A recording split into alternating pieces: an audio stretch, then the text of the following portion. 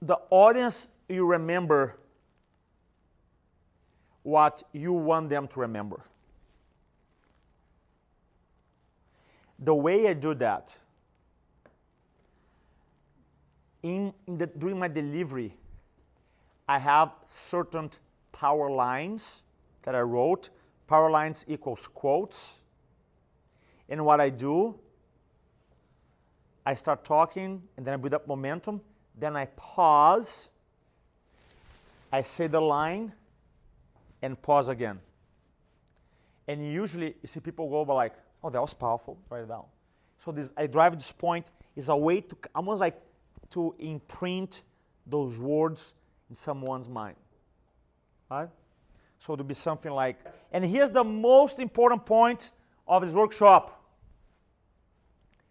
If you don't tell a story, the marketplace will create one about you. You see what I did?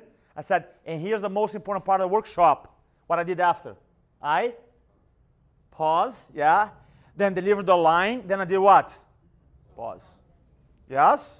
So when you have like powerful, kind of like one-liners, that's how we do it. 2004, I hosted an event where we had, I don't know, maybe 300-400 people, and this guy, Phil Tyrone, showed up. And so Phil, at the end of the event, goes, hey, that was awesome. Do you want people to actually do what you're talking about? After being offended for a second, I said, well, of course. He goes, well, you got to meet this guy, Roberto Monaco. So he introduces me to Roberto. And shortly after, my partner's died in a plane crash, so the day I was supposed to do with Roberto doesn't happen.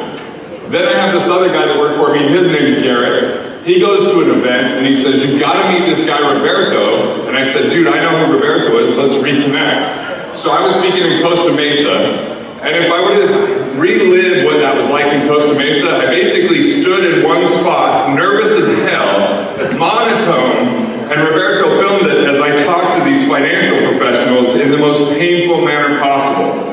I would recreate it for you, but I like it too much. It was painful as hell. So he films it, and then we have a conversation where he critiqued it, and somehow he found the good in that and gave me all the good pieces in that critique, and some things to improve upon. I said, hey look, the other Garrett and I are going to host this event. Why don't you fly in? He got in at 9:30 that morning.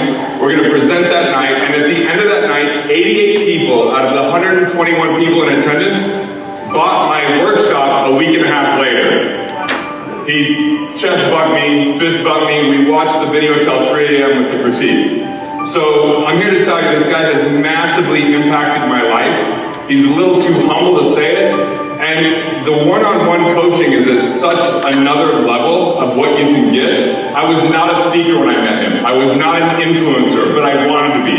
And he took it to a completely different level of bringing me confidence and capability that I never had before. And dude, the guy, more than almost anyone I've ever met, just leads with value. It's always value first, more value, more value, more value. I always felt like I was ripping him off when I paid him, because I just felt like that's what he brought. And so he's come into this profession because I introduced him to someone, and absolutely, I think, can make a transformation if you engage with him and work with him. So, like I said, this was unsolicited. I just felt compelled to let you know the impact that this gentleman can make. So.